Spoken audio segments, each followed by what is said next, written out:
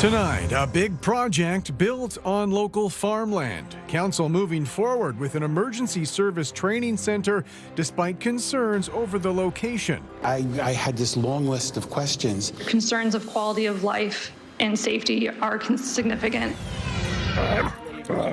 Plus, the danger for pets posed by pest control.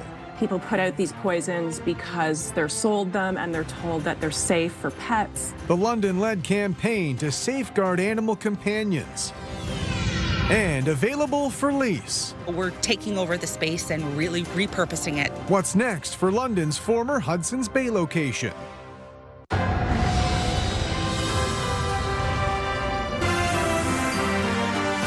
CTV News with Carlyle Fiset. Good evening. Thanks for joining us. There's growing opposition against the potential site of a new training center for local emergency responders. The nearly $200 million facility has been proposed for a rural farm in London's South End. Daryl Newcomb has more on these latest concerns. It is Class 1 land. The Ontario Federation of Agriculture supports a new training centre for police and firefighters, but asked a council committee not to endorse this prime agricultural land at 3242 Manning Drive. Reconsider the location. That's a great piece of farmland that you're about to lose, and it's a non-renewable resource. But the mayor echoed a staff report recommending the property after all other city-owned properties were evaluated, including a short list of 15 sites. A burn tower, a shooting range, a canine training, a scenario training, those are not something that you necessarily want in close proximity to a neighborhood. Ward Councillor Elizabeth Pelosa pushed back. My residents might not be significant in numbers, but their concerns of quality of life and safety are significant. Pelosa adding that the rural residents of South London have not even been consulted yet. This isn't going to require any rezoning, so there's been no public participation meetings. You talk about continuing to engage with the public. I don't believe the public has been engaged with at all. Residents worry about smoke or chemicals escaping the site during hazmat and fire training. The fire chief responding that only so-called clean burns that do not emit smoke will occur. The site is preferred over something closer to the highway due to the smoke.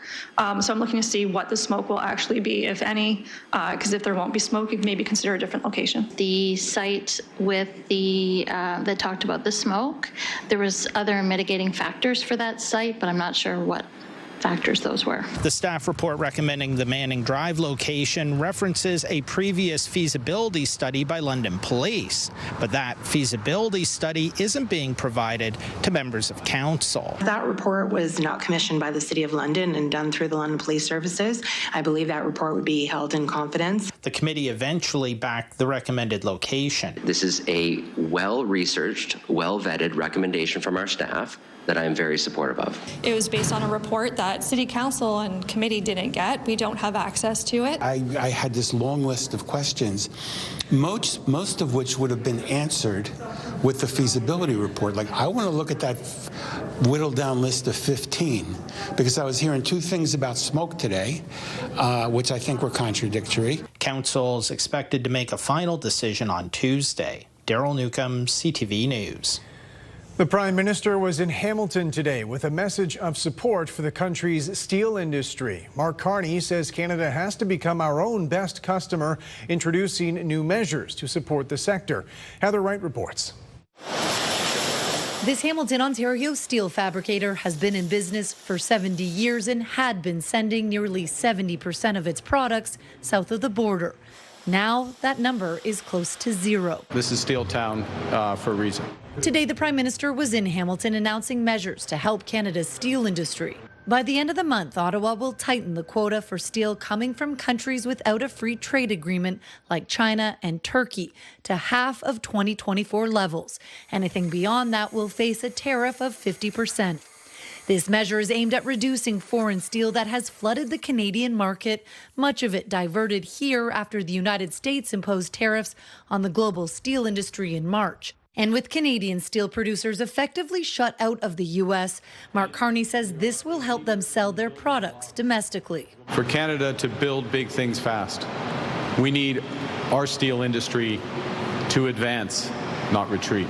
As Canada embarks on massive infrastructure spending, the Prime Minister also announced that any companies bidding on government projects will have to use Canadian steel. We will change the federal government's procurement process to require companies contracting with the federal government to source Canadian steel for government contracts.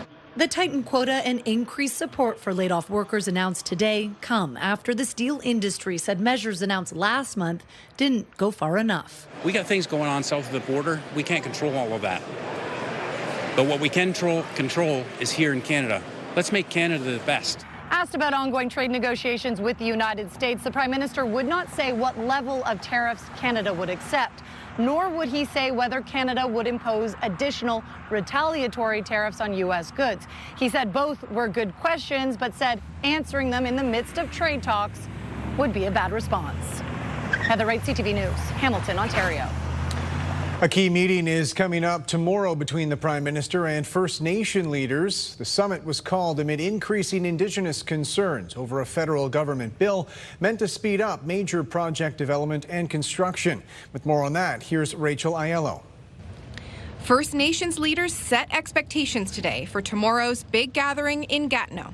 This is not consultation. This is a first meeting of many. This discussion will be led by us. The Prime Minister organized the meeting to discuss the implementation of Bill C-5 after Indigenous stakeholders felt their rights were not respected in the rush to pass it through Parliament. They now want Carney to listen. We're going to give him the benefit of the doubt that he produces tomorrow. I'm a bit more cynical. I do agree. I mean, just look at the process. 9 Ontario First Nations, though, aren't waiting, launching a legal challenge to the federal law and a similar provincial plan to try and prevent both governments from using their new powers to sidestep existing protections. These bills from Ontario and Canada show that the Crown has no interest in reconciliation. Today, Carney was asked, have your belated consultations jeopardized the goal of getting new projects built? Well, first, no. He went on to say tomorrow's talks are about engaging on how to work together in the future. What are the priorities? That's before any consultation on any specific project. The Ontario government is also consulting First Nations this summer, with Premier Doug Ford's office promising to build consensus around projects that support prosperity. And Carney has additional plans to have conversations with Inuit and Métis leaders in the coming weeks. Rachel Aiello, CTV News, Gatineau. A local campaign against rat poison has launched in London, opposing the pest control method because of the risks it poses to pets. Lauren Stallone reports. Torchy was an adventurous pup who spent hours hunting for rodents. But what seemed like a harmless hobby quickly turned dangerous, ultimately leading to Torchy's demise. Taking her to the vet, we started to realize that her liver was shutting down, her blood wasn't coagulating properly, started to get sores in her mouth, having trouble eating, which was all signs of rodenticide toxicity. Torchy had come in contact with poisons frequently used to manage rats and mice around buildings. It was traumatizing. There was a lot of anger that came with it. But then I realized that, a lot of people don't know. People put out these poisons because they're sold them and they're told that they're safe for pets and for wildlife. Animal advocates say it can take up to 1 week for the poison to kill the rodents. During that time, they are weak and out in the open, making them easy prey. This is problematic for, all the scavenger species that, and predators that rely on these animals as a source of food. And also, that's how dogs and cats can also get into them. A citizen-led campaign that launched in London Monday is aimed at preventing similar deaths from happening in the future. Rodenticide Free Ontario is the lead on this campaign, which is trying to raise awareness of the harms and risks posed by the use of rodenticides. The group is calling on the government and building operators to use lower impact and more effective alternatives. The use of poison as a strategy strategy for managing pest infestations in buildings is not typically very effective unless you are dealing with the actual reason for why you have an infestation in the first place. Campaign ads can be seen on buses around London featuring photos of pets that have been killed by rodenticides. Lauren Stallone, CTV News. We've had some active weather across parts of our region this afternoon with some heavy downpours and some strong thunderstorms moving through. Lots of moisture to work with. You can feel it in the air. High humidity, and that continues. Now, a bit of a lull in the activity on the hour. You can see most of the precipitation really starting to fizzle out, but there's still some storm action in through parts of Michigan, and we'll leave in the chance for thunderstorms as we head through the evening. Right now, 25 to 26 degrees across most of the area with some warmer spots towards Mount Forest and KW, and feeling like the mid-30s. We still have our heat warning in effect. The storms that are moving through are in advance of a cold front, but that won't cross until tomorrow at around 11 a.m. We'll remain under a southerly flow. Mild conditions tonight, scattered showers and thunderstorms still possible as we push toward midnight, but cooler and drier air moving in with the passage of the cold front as we head into tomorrow afternoon. A nice shift to the northwest. We'll take a look at a beauty day setting up for Friday. I'll have your local weather details coming up in just a few minutes. Thank you, Julie. Elgin OPP say they've been engaged in a day-long standoff with a person barricaded inside a home near Port Stanley. A police negotiator could be heard on a loudspeaker calling out to someone on the property, surrounded by heavily armed tactical response officers. The investigation appeared focused on a rural property on Bush Line, with police demanding the person inside come out peacefully. A construction mishap in Aylmer knocked out power for one neighborhood today. Someone driving a dump truck appeared to have not fully lowered the bed, taking down multiple hydro poles, leaving the street littered with wires. The incident closed down the street for cleanup. No injuries have been reported, and local officials expect power to be restored by about 8 p.m. So I'd finished up work and got a quick picture message actually from my fiance there. Hey, this is happening in our front yard, no hydro. At that point, mildly inconvenienced until I got home and saw the full scope of everything and had to park a couple blocks down. We're pretty much leaving everything in the house closed up. It's hot. Provincial police say they've charged an 18-year-old accused of causing a crash in Perth County that sent a car into a river. According to police, the crash happened on Perth Line 20 yesterday when a vehicle left the road and came to a stop on the shore of a ravine. Police said it took several hours to remove the car, and the driver faces a careless driving charge. Provincial police say one person was airlifted to hospital after a two-vehicle crash near Teeswater this morning. They say one of the drivers was pulling a boat which ended up stuck on the roadway. According to police, the crash happened around 7 a.m. and their investigation kept the roadway closed for most of the day. London fire crews were called to a kitchen fire last night. The fire department posted these images on social media. Responders say they were called to a multi-unit building on Adelaide Street North because of smoke. When they got there, they say they found a fire in a second-floor kitchen, and it was quickly extinguished.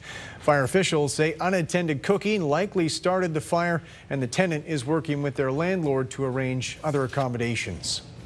A new Mediterranean-themed supermarket is opening up in southwest London. Management with Adonis Mediterranean say they're planning a mid-August opening at Wonderland near Warncliffe. The new store's manager says rapid growth in the area and increasing interest in cuisine from that part of the world were motivating factors for establishing this new franchise location. All the communities love to taste different cultures' food. So we become the Middle Eastern as well as in the international food.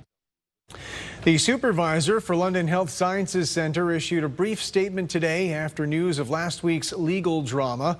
David Mouchet says he will stay on as long as needed to ensure the hospital's recovery. Writing, "I have heard firsthand both the organization and the broader London community are seeking stable, consistent leadership, and I remain fully committed to helping guide LHSC through its transformation." Last week, the hospital filed a pair of civil lawsuits totaling $60 million. LHSC officials are accusing former employees and executives of orchestrating a decade-long fraudulent procurement scheme.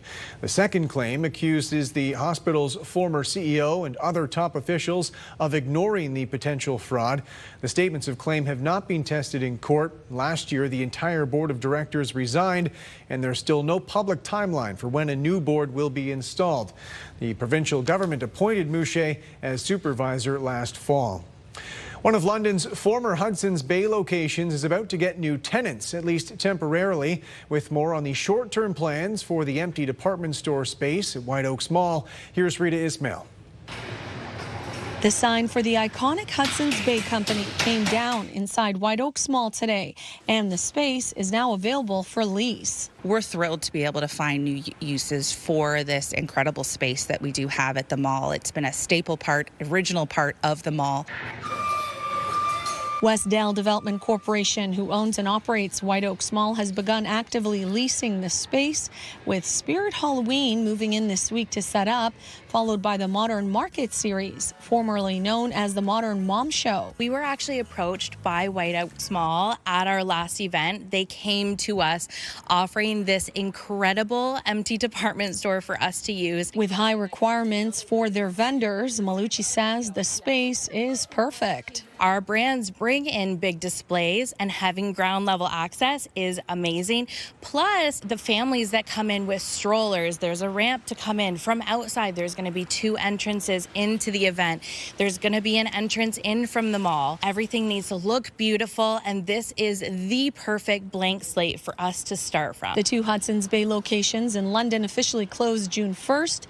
Now the White Oaks location, which is about 165,000 square feet of space, sits empty and ready to be used in a different capacity. The reality is department stores are not as attractive in all markets as they used to be, so we're taking over the space and really repurposing it to support the city, support the community, support the mall in the best way possible. We'll do like cedar trees here with... One of those ways will be the Modern Market series, happening November 21st and 22nd, with thousands of people expected to attend.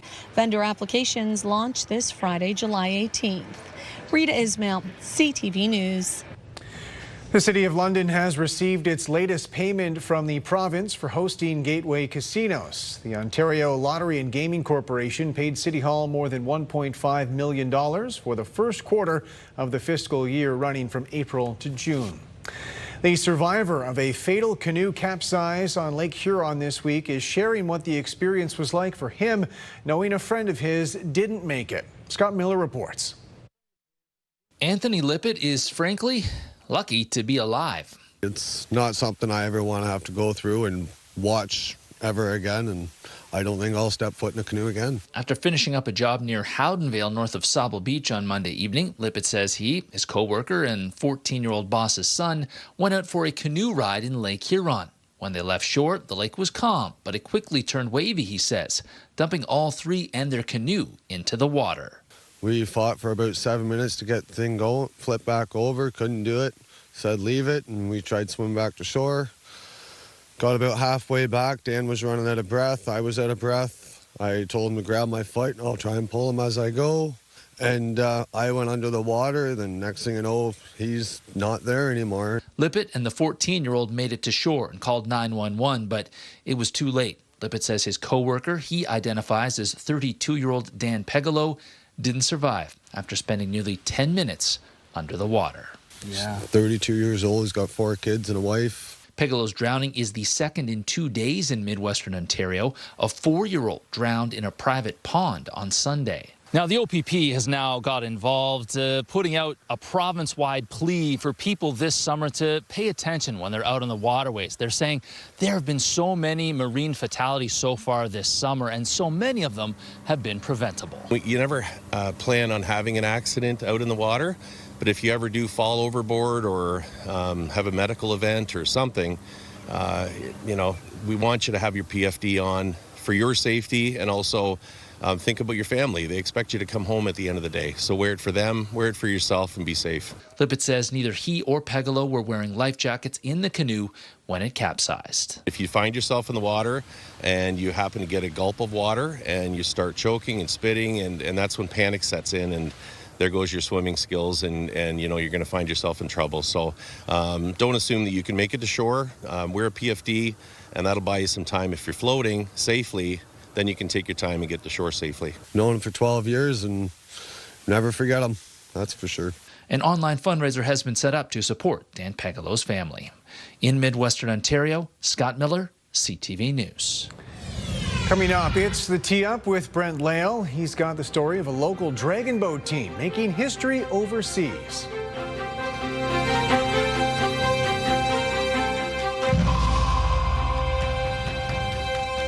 Download the CTV News app and stay on top of local stories as they unfold. We begin tonight with Ontario's latest. Customize your feed and watch live wherever you are. ctvlondon.ca, your home for news. Who's Hungry London? Growing Chefs Ontario presents Londonlicious, July 18th to August 10th, spotlighting unique and delicious eats in the Forest City. Enter now at ctvlondon.ca for your chance to win dinner for two at one of the amazing restaurants.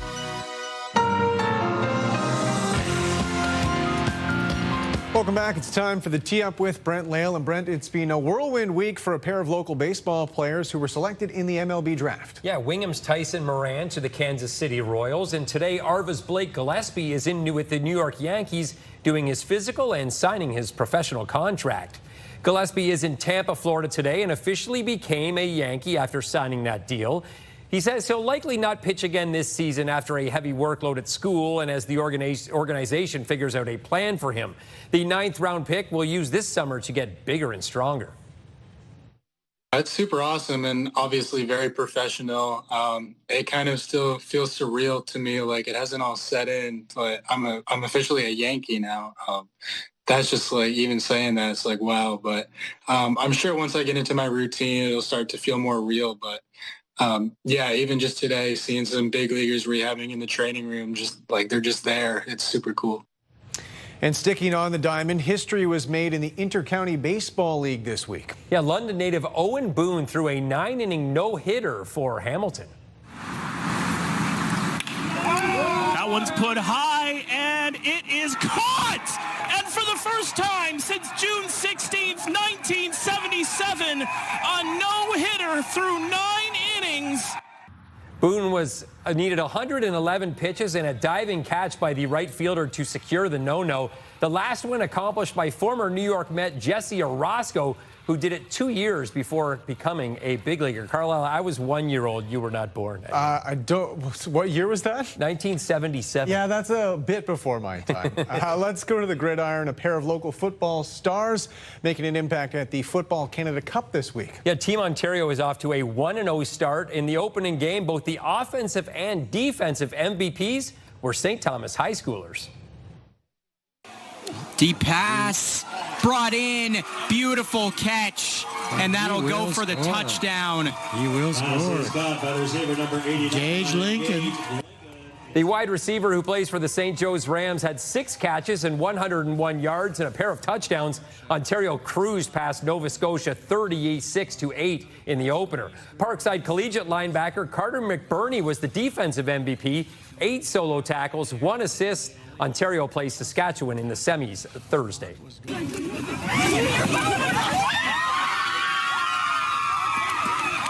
And congrats to the London Wolfpack U19 girls team, who are once again Ontario tackle football champions. They won a thriller 15-14 over Peel in this week's final, which included stopping a 2-point conversion to win the championship. It's their 2nd provincial title in 3 years. And finally, Brent, history made this week on the water by a local dragon boat team members who are competing in Germany. Yeah, 20 paddlers from the London Dragon Boat Club are at the Worlds representing Canada. And for the first time, the event has added a breast cancer survivor division. A few days in, the group is already crushing it, bringing home multiple gold medals.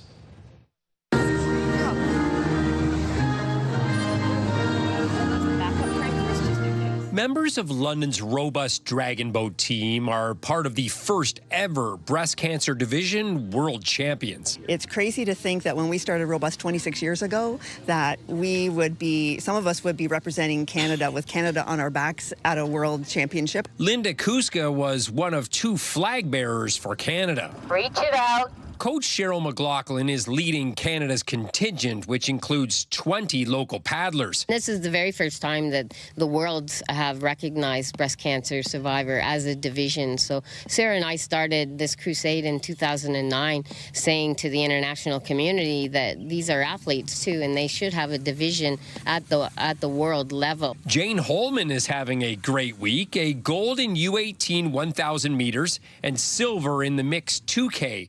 She's a second-generation paddler whose mother is a breast cancer survivor. I've grown up with Robust. My mom joined about 7-8 years ago, so they really helped bring me into this sport. Every time I'm in the boat, think of her, think of what she's done to get here. And the medals keep on coming. Gabe Murray, a U18, and his mother Abby, a senior A paddler, both won gold. It goes to show the caliber of coaching that we receive out here at Fanshawe Lake. I started 3 years ago as a newbie in the boat. The coaching here is outstanding. You can see the results. And for the 62-year-old Kuska, tears have been shed wearing the Canadian flag. Paddling for Canada means that you are representing, for me, every breast cancer survivor that survived. We're always thinking of those who have not survived. I'm just so proud to wear that Canada on my back, and I just never thought I'd have the opportunity to do that. Brent Lale, CTV News. An awesome story there, Julie. We're talking weather-wise, a busy one for you, tracking some storm action across our region right now. Yeah, we've had some thunderstorms earlier in the day today. Most of those fizzling out, but the atmosphere is ripe for more storms to develop. So as we head through the evening, we could see some heavy rainfall and some strong winds associated with some of these storms. The main threat is the heavy rainfall, just because there's so much moisture in the atmosphere. 30 degrees our high today and feeling like the upper 30s. Our low temperature 16. Now, air quality, London in that moderate risk from 4 to 6, and as you head towards Sarnia, Chatham, Windsor, now coming in at low risk. And those are your latest air quality readings. Those numbers coming down towards the southwest after some recent rainfall and thunderstorms. 26 degrees at the London airport, the winds out of the south at 15 kilometers per hour. So still the chance for scattered showers and thunderstorms. As I mentioned, we have some thunderstorms right now just out over the thumb of Lake Huron. Things quieting down briefly, but there's lots of instability. So we'll keep that trend going overnight in advance of the cold front that'll be coming in tomorrow mid-morning, likely crossing at around 11 a.m. So this is the frontal boundary that's coming in as we head into tomorrow, and this will be the weather changer for us, bringing us some cooler, comfortable conditions. So as we take a look at our national map tonight, you can see just off to the northwest and through Thunder Bay, 18 degrees. So that's the dividing line between the cool, comfortable, drier air and that warm, hot, humid air. You can see Toronto at 29, and it is quite warm as well as we head to the east coast in through New Brunswick and Nova Scotia. Western Canada, a different weather story this morning. Record-breaking low temperatures close to the freezing mark in through parts of Alberta. As we head to southern Saskatchewan as well, some record-breaking cold. Temperature-wise, 20 to 21, so rebounding this afternoon. Overnight, 20 to 22 degrees, so staying extremely mild through the overnight and muggy. Waking up tomorrow morning to the chance for showers. Now, as the cold front comes in, you can see the timing as it pushes through the area. It will sweep out this hot, humid air mass. High pressure will build in behind it, and that will clear conditions. And Friday is going to be an absolutely picture-perfect day. Lots of sunshine, low humidity, and perfect temperatures. So we have one of those Goldilocks days on the way. Your Thursday forecast, cloudy conditions as we head through the morning, 23 by lunchtime and 25 with a fresh wind. The wind will go from the south to the northwest with the passage of the cold front, and it will get breezy, so winds gusting upwards of about 50 kilometers per hour. So you'll notice that northerly wind. It might be a great opportunity to open up the windows and let some nice fresh air in. 25, lots of sunshine on Friday, mix of sun and cloud on Saturday, and 26. Looks like some rainfall overnight Saturday into early Sunday Monday morning. But I just checked one of the latest models, and it looks like the bulk of this rain will be done at around 9 a.m., then back into mainly cloudy with sunny breaks. Mix of sun and cloud Monday into Tuesday. We'll see the return of the heat and humidity, but not until Tuesday, Wednesday, and that's where things will start to get quite warm and hot by Wednesday, where we're back up to 30 degrees. Midwestern Ontario, our metal roof outlet forecast for you: cloudy tomorrow. Still the chance for some showers through the day, although the probability at about a 30% chance. Heading into Friday, that's our perfect day. Lots of sunshine. We even have a single-digit overnight low. It's going to be cool Thursday night as the skies clear. That northwest wind takes over. The temperatures drop off, and yeah, expecting some cooler conditions, but just briefly. Saturday, a mix of sun and cloud, some nighttime rain, and then a mix of sun and cloud for your Sunday. We'll hold on to about a 30% chance of showers, just as the instability this time of year. Can't rule it out. Anywhere from 28 to 30 degrees as we head to day 6, 7. How about that, though? Nice conditions expected. The cold front comes through, and we are in for a treat on a Friday. Cool conditions, lots of sunshine, and just a beautiful day setting up. All right, Julie, thanks very much. Still ahead, the risks of cooking in your condo, the potential cost if you trigger an alarm, and the fire department shows up. A big shout out to Pure listeners Cameron and Amy, who won signed guitars from us at Rock the Park this past weekend. If you ever see us out and about, make sure you stop by the Pure Country tent. You never know what you can win.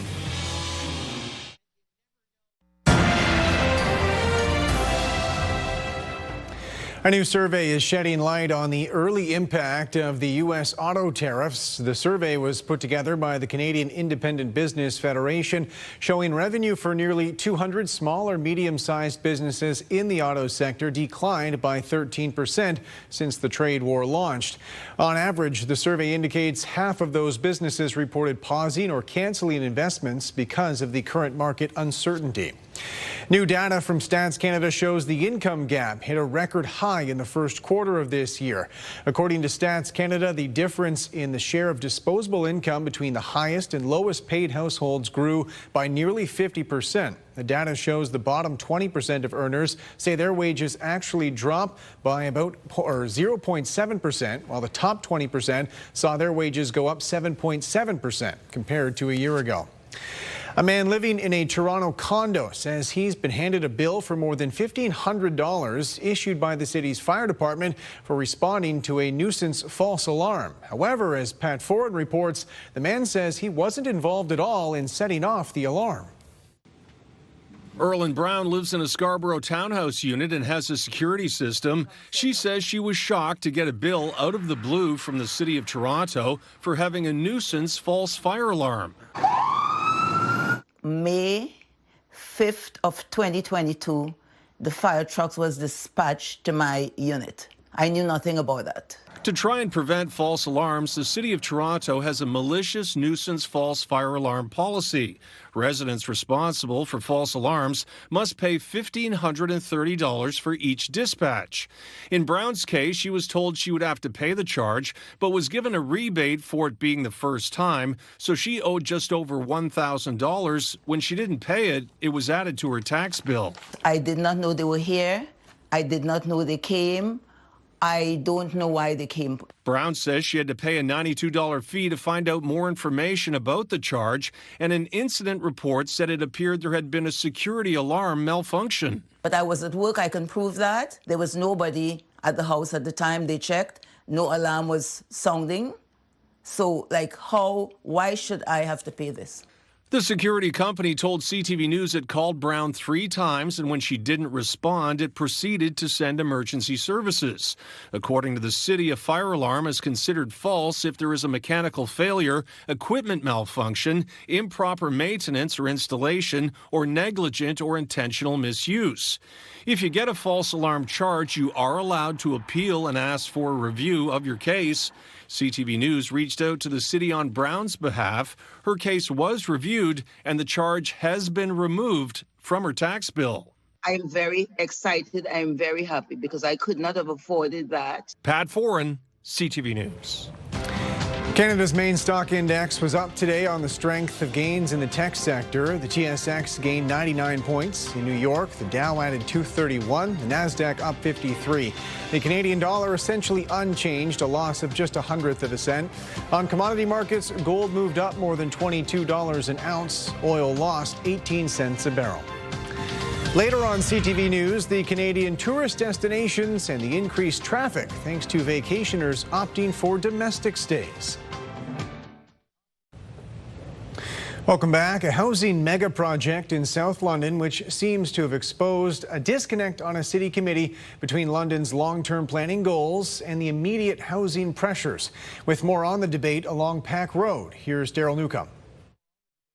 It's an over-the-top, in-your-face, overbearing development, edging on a village. Residents of South London filled council chambers. They're opposed to Southside Construction's application to permit a cluster of high-rise buildings up to 16 stories tall along Pack Road. The proposed amendment is not in keeping with the London Plan or with SWAP. My view of both the London Plan and the Southwest Secondary Plan. Delegate after delegate argued that the city's long-term planning documents call for medium and low-density housing no higher than 9 stories along that stretch of Pack Road. Councillor Sam Trosso warning colleagues that supporting the rezoning could shake public confidence in all of London's long-term planning documents, which were developed at great cost and with extensive public input. He will be undermining people's confidence in the integrity of our previous planning processes, and I say that with all due respect. But the mayor said building heights within those plans are being updated because the current housing crisis couldn't be foreseen.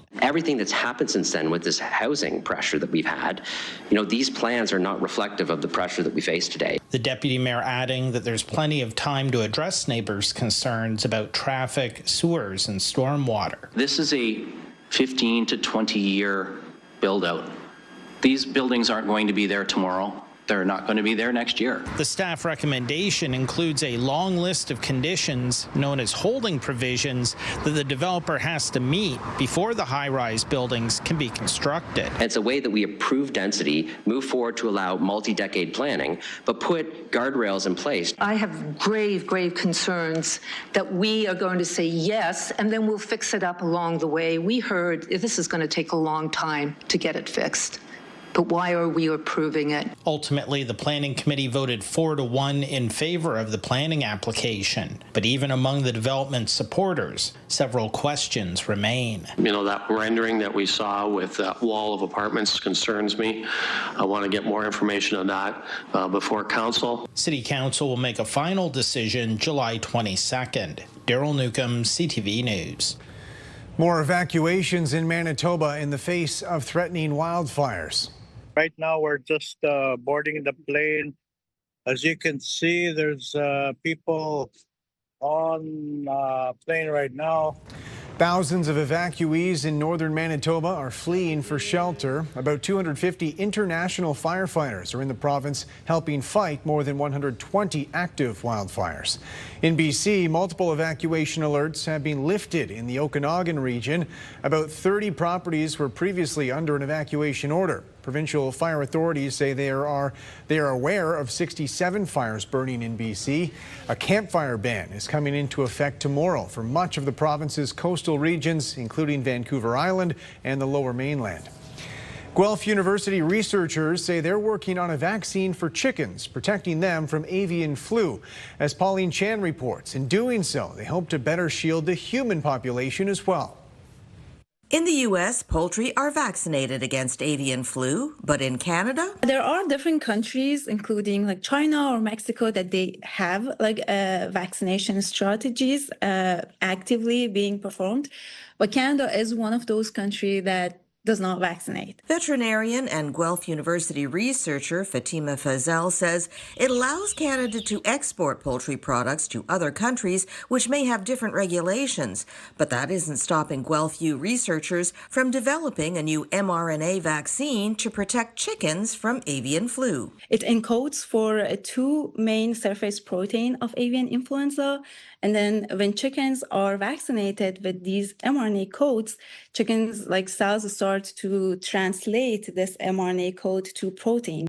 So when the actual virus infect the chicken, a chicken's immune system is already informed about those like sequences. So it starts to respond much faster and more robust to prevent virus replication and virus shedding. Avian flu has hit many flocks in the U.S. and Canada. It has also affected dairy cattle, and one U.S. farm worker has died of the illness.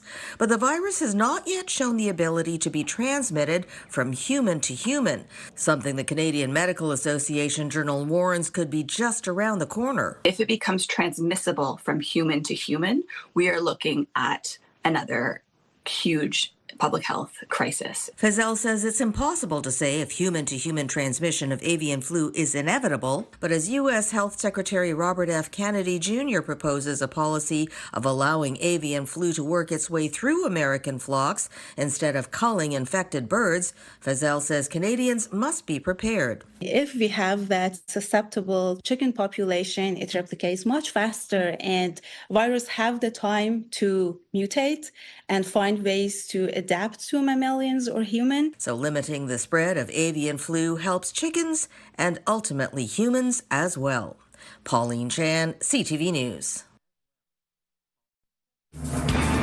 A shout out tonight to Colleen Reimer for sending this photo in. This was taken just outside of London. The risk of thunderstorms lingers into Thursday with the passage of a cold front. You'll notice the air mass drying out in terms of humidity and comfort levels. Friday looks fantastic. Sunshine and 25 degrees, a break from the intense humidity. Syrian officials say Israel killed at least one person and injured 18 others with powerful airstrikes on Syria's capital, a third straight day of attacks. One of the strikes on Syria's military headquarters was captured live on air by Al Jazeera. The airstrikes damaged the defense ministry and hit near the country's presidential palace. Israel had previously threatened to escalate the violence if Syrian forces refused to withdraw from the country's south. A volcanic eruption has forced evacuations in an Icelandic tourist site. The eruption started around 4 a.m. local time following an intense series of earthquakes. The Blue Lagoon geothermal spa, along with a campsite, were evacuated. At this point, though, officials say the lava isn't threatening any buildings. This is the 9th time the volcano has erupted since 2023, after laying dormant for roughly 800 years. More than 50 candidates are now registered in the Alberta by-election, where Pierre Poilievre is attempting to win back a seat in Parliament.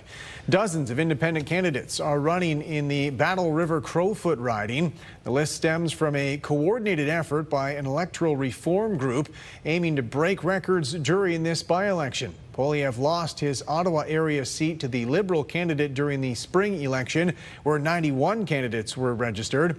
The Alberta by-election is set for August 18th.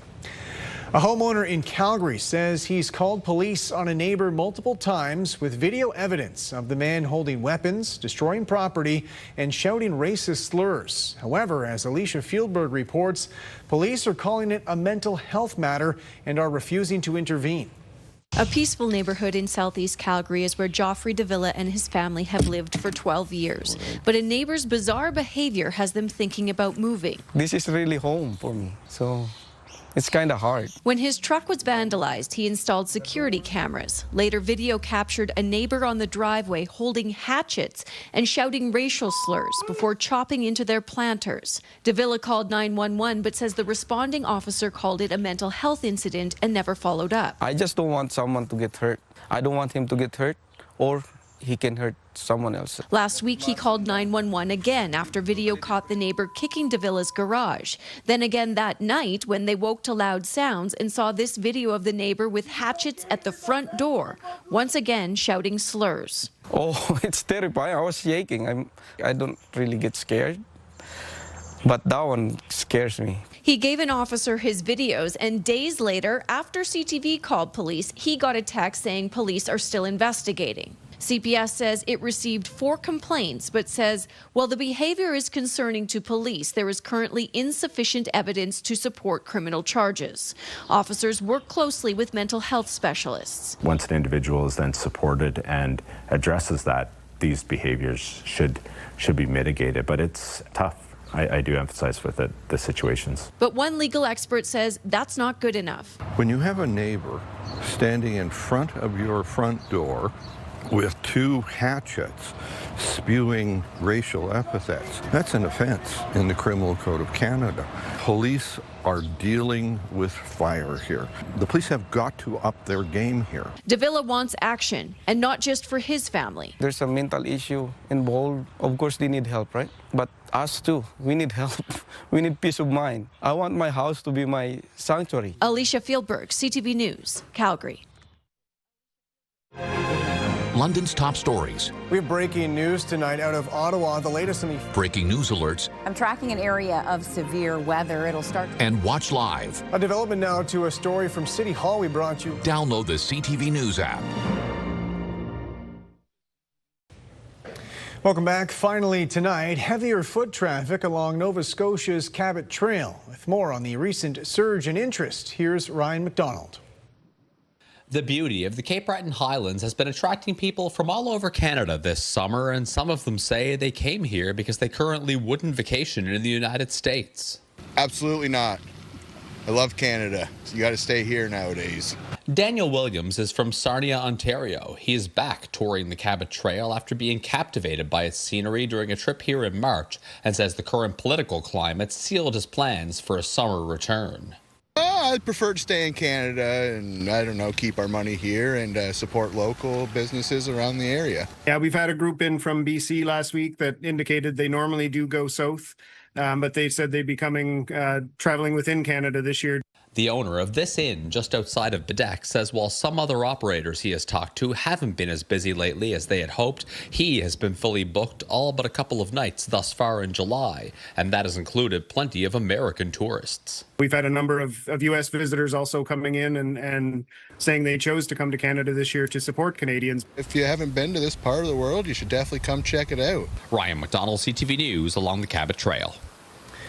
And that's it for us. Thanks for watching. For your latest local headlines, you can always head to our website. I'm back tonight with your late news at 11.